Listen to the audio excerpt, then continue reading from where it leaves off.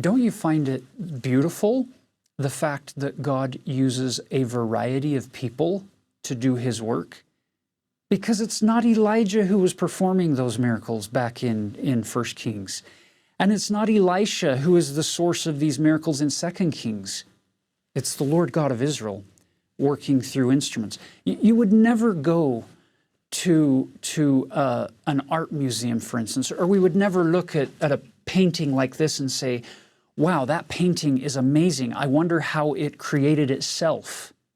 Nobody would do that. You don't look at a sculpture and say, wow, I wonder how that sculpture came to be all by itself. There was an artist who used instruments in his hand to create that sculpture, or paintbrushes and paints and instruments to be able to create these works of art. But we don't put the focus on the instruments.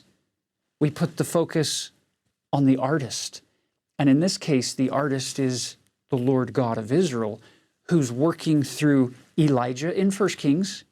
And then he picks up a different instrument that maybe doesn't have as much hair as the other instrument did. It's shaped different. Its propensities are slightly modified from what he's had before. But the master artist knows how to shape and how to mold and how to create beautiful works of art with a variety of instruments. And to me, that is so empowering, because I'd no longer have to compare myself to any other person in this world to say, ooh, I'm not as good as her, and I'm not as good as them, and I'll never be like him. It's okay, because as long as I make myself available to the Lord as an instrument in his hands, he's the one who will shape me.